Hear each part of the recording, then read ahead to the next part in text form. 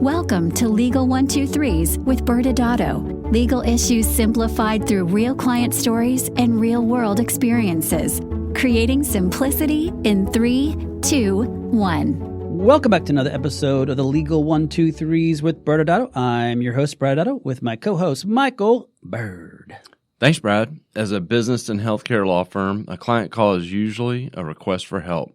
But sometimes clients don't recognize they even need help, and instead it's often too late when they finally make that call. Today's story is not one of those examples. Yay. Rather, our client today was about to sign on the dotted line and decided at the last minute to send the agreement to us to bless it before he signed. One of those pivotal moments for sure, Michael. You know, we can so clearly see the disaster that would have occurred in this particular story had he not paused and asked that question. Do you have any types of those moments in your career? Yes, with a caveat, Brad. As we record, I just had a birthday, so I'm going to be really sensitive to age jokes, which you can't help. I cannot help. Okay, well, we'll see what we can do there. Just know that if I start crying, it's your fault. That's fair. I'm all right with that. Okay. So I had a moment like this when I was a summer law clerk at a big law firm in Dallas. There's this one moment where I paused to ask a question that I really believe ended up shaping the early years of my legal career. And kind of at that moment, the practice of law crystallized for me. Like all of a sudden, I got the bigger picture of what lawyers were trying to do. And it kind of went from the theory of law school into the real world. And it all made sense to me. All right. Well, I'm curious. Tell us how it made sense. So after my second year of law school, I had managed to hustle and leverage every relationship I knew to secure 2 summer clerkships. So blackmail, got it. Yeah, you can't prove that. The clerkship in the first half of the summer was the only one that had a possibility of turning into a job. The job market was super tight. This was the summer of 1994. Did you say 1944? Brad, we just talked about this. Pass a Kleenex. Okay, let me finish my story. All right. So there was 3 of us law clerks that were vying for what we believed to be one position that would be a full-time offer given at the end of the summer. We were all friends and yet all trying to get this one job. One of the clerks was the son of the firm's biggest client, and the other was a good friend from my law school. In fact, we even went to undergrad together. So to gain an edge, I showed up on the first day after orientation at 8 a.m., and we were supposed to report at 8:30. I was the second law clerk there. My buddy from my law school had showed up at 7:30, and we spent a few days trying to outdo each other and finally just reached a truce where we both would show up at 7:30 every day. You know, and for those who don't know, compete is one of the core values for ByrdAdatto, and clearly you were already fully engaged in the compete core. So what was your pivotal moment, though? You still owe us that part. Yes, the compete felt at the time more like survival, trying to get a job. But so during the second week of my clerkship, I was asked to prepare a motion for the partner in charge of recruiting. This was a huge opportunity because, number one, it was like getting to actually practice real law and not just do legal research. And it was for basically the guy making the decision on which of the 3 of us got the offer. Yes. And I don't even remember the specifics of what the motion was about, but, you know, in litigation, a motion is essentially something where you're asking the judge to make a certain ruling, usually over procedural matters that are going on during the pendency of a lawsuit. And so I went to the firm library. So were there books with paper or stone still? Yes, this was a different era. I mean, as someone in charge of renting space for a law firm, it's hard to imagine thinking that you needed to get enough space for these huge libraries to hold all these books. But that's exactly what it was. And you go into the library, you could check books out, and I found a forms book that would help me in trying to get this type of motion put together.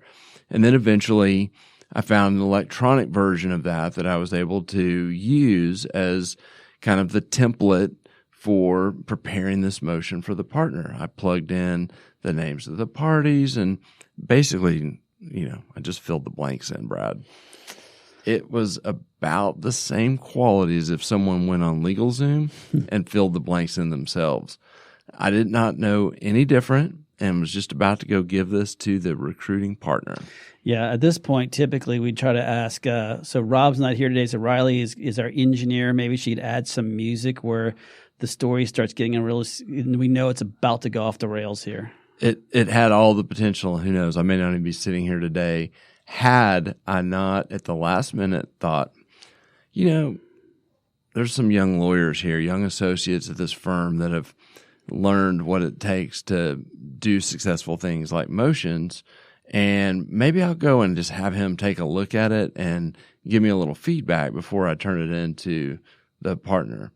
The associate took one look and started telling me what my motion actually needed. And I still to this day can vividly remember where I was, the name of this young associate, and him walking me through, and just really what I started feeling when I realized, oh wow, like this all starting to make sense to me. And oh wow, I was about to turn in garbage to this partner. And so I was really excited when I left at just the realization of what needed to be done. And I totally reworked my motion. I ended up taking another couple of days. It wasn't a problem with any deadline. And my motion went from 3 pages to 15 pages with exhibits attached, and ended up getting a ton of props from the hiring partner for this project, and was a major reason I ended up getting a job after law school at this firm.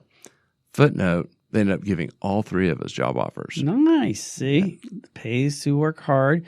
And so a couple follow-up questions. Number one, how many steak dinners have you bought that associate since then? I've lost contact with him, and he probably has zero recollection of that experience. It's interesting. I know we'll get into this in more details, but that moment in time where you hit that pause button and then the light switch goes off, like, oh God, I'm so off on this.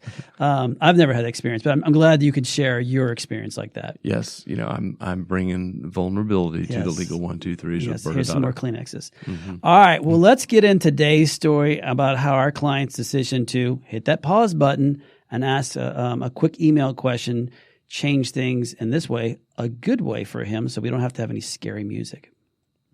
So the story today, Brad, my inbox one day had an email pop up with a statement along the lines from a client of, hey, I'm about to sign this medical director agreement, but would like you to take a quick look and bless it before I sign it tomorrow morning.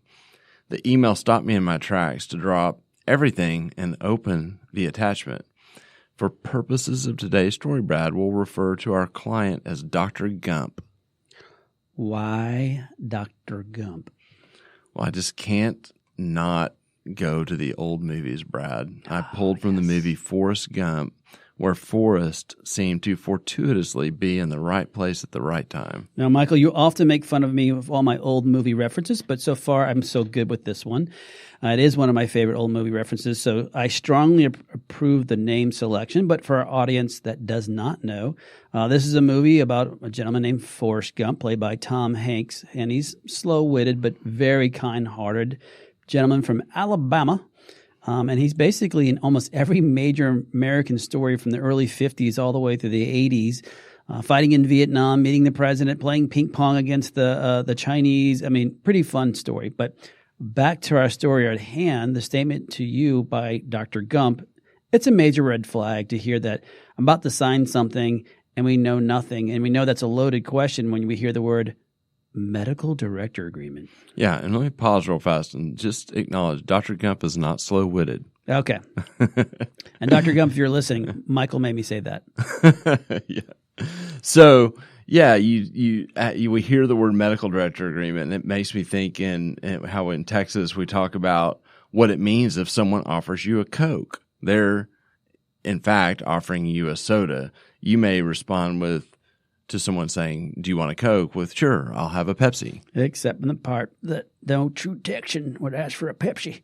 But that might not be your point. Okay, Brad, this is an acting class.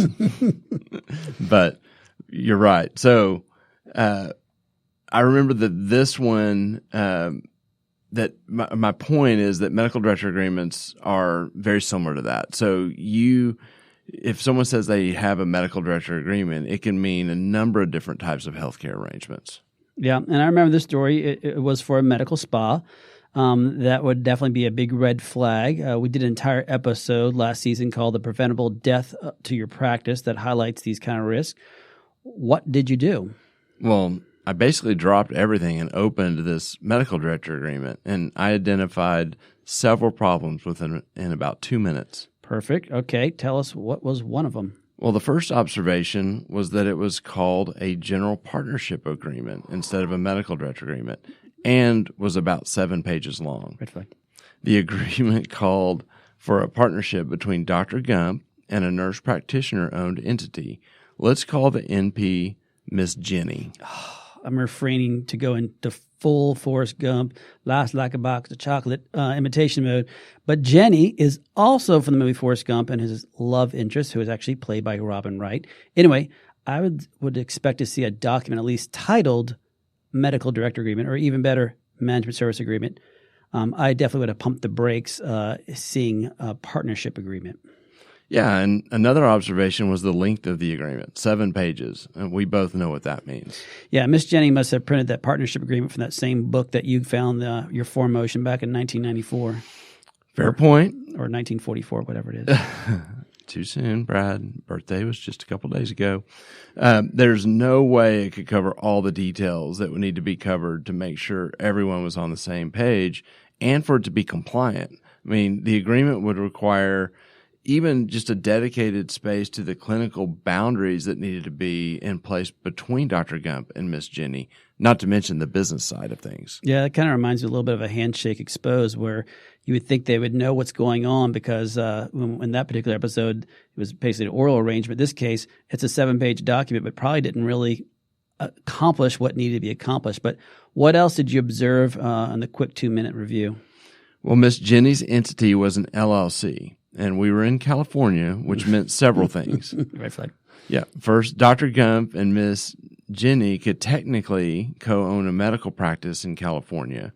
So I had not eliminated the possibility of being able to modify the framework to make this work. However, Miss Jenny's entity being an LLC was the red flag that you just dropped in there because LLCs are not allowed to practice medicine in California. If Miss Jenny had had a medical corporation, it could have been feasible to work with her model. Uh-huh. So what else did you see?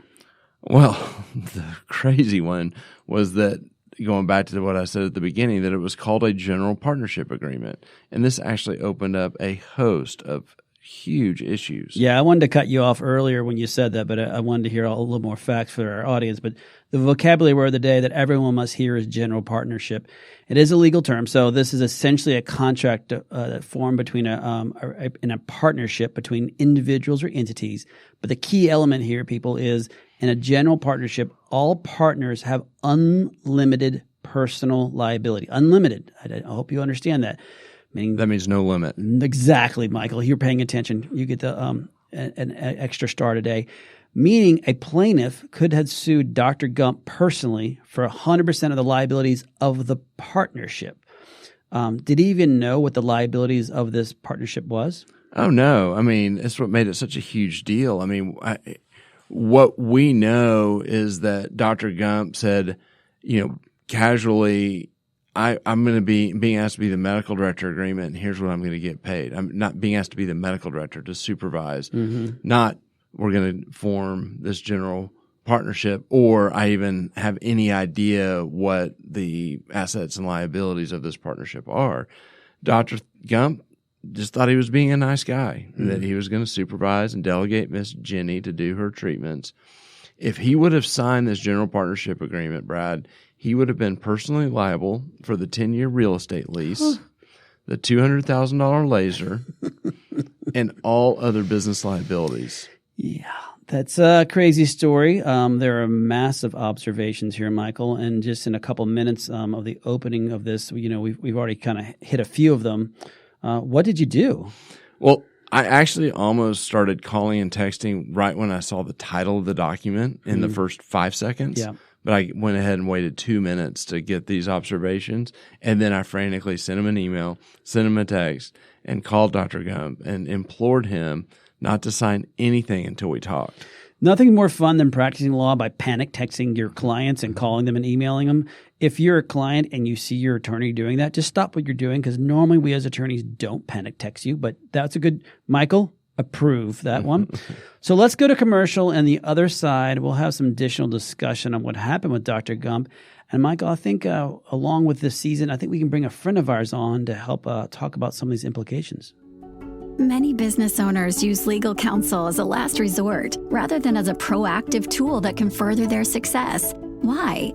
For most, it's the fear of unknown legal costs. ByrdAdatto's Access Plus program makes it possible for you to get the ongoing legal assistance you need for one predictable monthly fee. That gives you unlimited phone and email access to the legal team, so you can receive feedback on legal concerns as they arise. Access Plus, a smarter, simpler way to access legal services. Find out more. Visit ByrdAdatto.com today.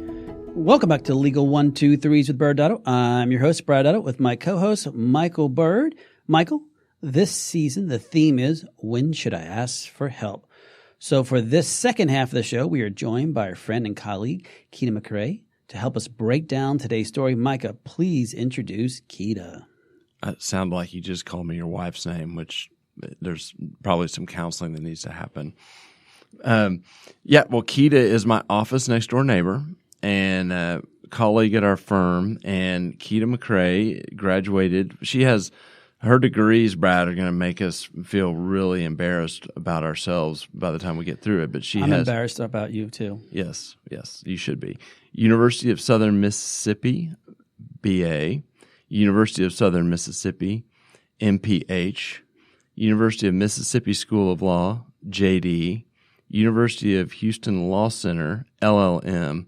So we have master level law degree and the LLM doctorate level for our expertise for today. Yeah. So Keita, we're so glad to have you. Some accolades that Keita has received. She's been recognized as National Black Lawyer Top 40 Under 40. She was a past director of the J.L. Turner Legal Association and is an awesome person. We're so glad you're here. Hi, thanks, Bert and Michael. It's a pleasure to join you. So, Keita, based on all the different schools that you've gone to, tell me who your football team is that you cheer for. My football team, and if you cut my wrist right now, it would bleed purple and gold for the wonderful LSU Tigers. I knew that would be the answer. Go Tigers. All right. Thank you, Keita. Now, as we broke down today's story, the issue really is that we have a 7-page partnership agreement that was sent by Miss Jenny to Dr. Gump. So let's start with some of the basics. What type of entities are authorized to practice medicine in California, Keita? So the type of entities that are authorized to practice medicine in California are sole proprietorships. That would be for a physician with a current valid license issued by the Medical Board of California or the Osteopathic Medical Board of California. A professional medical partnership, but the most common entity type is the professional corporation. Okay, and so who is allowed to own a medical practice in California? So generally, only a physician or a group of physicians that have a current valid license can own a medical entity. However, if it's a medical corporation, California allows non-physicians to share in ownership, so long as at least 51% is owned by the licensed physician or physicians, and the other 49% of the entity may be owned by one or more allied healthcare professionals that are licensed in California in categories that include nurse practitioners and physician assistants. Unlicensed persons may not have an ownership stake in a professional medical corporation or partnership. Well, Michael, what if the unlicensed persons really, really want to own the other 49%? Does that make a difference? Well, it might, because they might just put their head in the sand like some of our clients and do it anyway. But I think Keita made a great point there. It's you got to be somebody in the industry, and some reason you and I have heard enough times they think 49% non-physician. It's really, as Keita said, an allied health professional. In California. Yeah. So the general partnership agreement that we've talked about could have worked, I guess, in theory, right, Keita? Yes and no. So it's true that a general partnership on 5149 could have worked from a compliance perspective, but we knew the details of what they were trying to accomplish, and Miss Jenny was to own closer to 85% of the medical practice. Okay, that's probably bad because that's math-wise. I was never really good at it, but that's more than 49, right, Michael? Yeah, the math doesn't work, Brad. Okay, good. Thanks. All right. So, but the most shocking aspect of the story to me was the idea that, in this case, Dr. Gump was going to be a general partner. Yeah. In my experience, the concerns about general partnerships is by far the personal liability aspect. So, as Brad alluded to earlier in the podcast, general partners are personally liable for the business debts and liabilities. So that means the partner's personal assets are unprotected. And I've heard, I don't have proof of this, that this can also include the kids and the dogs. Each partner is also liable for the debts incurred by the actions of the other partners. And because of this potential personal liability, I've noticed that general partnerships seems to be limited in their ability to raise money and attract investors.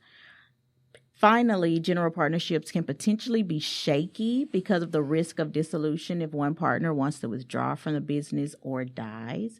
So all in all, the overall structure and limited protection of general partnerships are just not worth the risk. And, Michael, that's a phenomenal breakdown.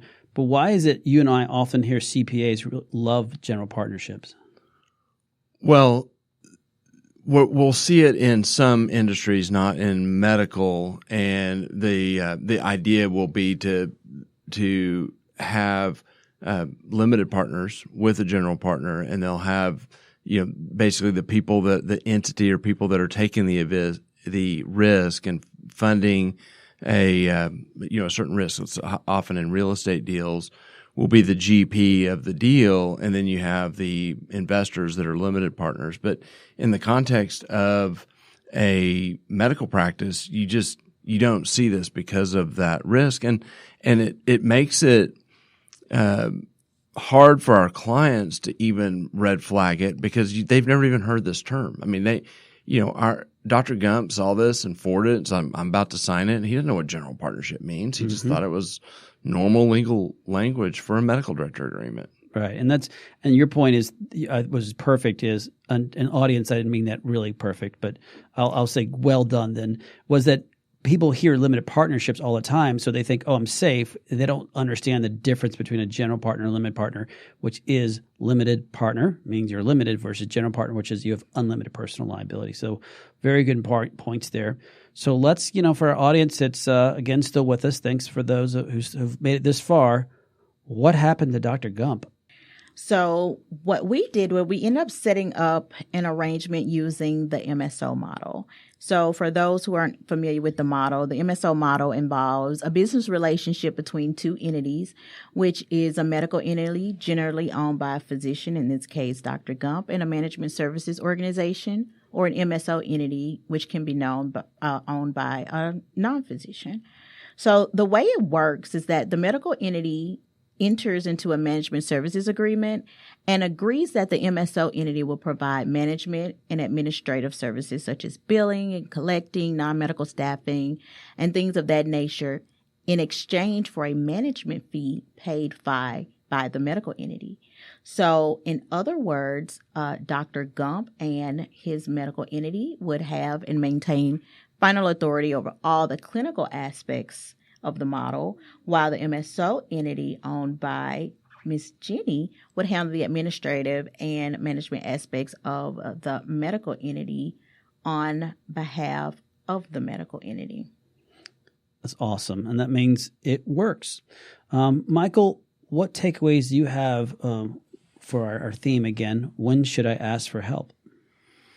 Well, you saw the title of the podcast, and we talk about the idea of fool's gold, and that's kind of where a medical director agreement fits in healthcare, because it's a term thrown out there, like using the analogy to the Coke earlier for a soda that's thrown out there, but people are comfortable with it. It's like, oh, yeah, I mean, medical director agreement, that sounds right. Everybody signs them, Michael. Yeah. And so they think they're good, and it just lulls them into this kind of space of, oh, well, this must be compliant because I hear that term all the time. Yeah, and it's a great point is that because they hear it so much, they think all medical agreements are equal, and that's not the case. And for those who are listening, to be clear, as you heard, Keto we were able to build out a model which we could do a legal arrangement. In this case, we use the MSO model, but there are times in which medical director agreements do make sense if they're done properly. And I would just add, to go back to the Coke analogy, this general partnership agreement was definitely a Pepsi. Because it tasted terrible. Join us next Wednesday for Med Spa Widowmaker, where we also will have a special guest joining us. Thanks again for joining us today. And remember, if you like this episode, please subscribe, make sure to give us a 5-star rating, and share with your friends. You can also sign up for the ByrdAdatto newsletter by going to our website at ByrdAdatto.com. ByrdAdatto is providing this podcast as a public service. This podcast is for educational purposes only. This podcast does not constitute legal advice, nor does it establish an attorney-client relationship. Reference to any specific product or entity does not constitute an endorsement or recommendation by ByrdAdatto. The views expressed by guests are their own, and their appearance on the program does not imply an endorsement of them or any entity they represent. Please consult with an attorney on your legal issues.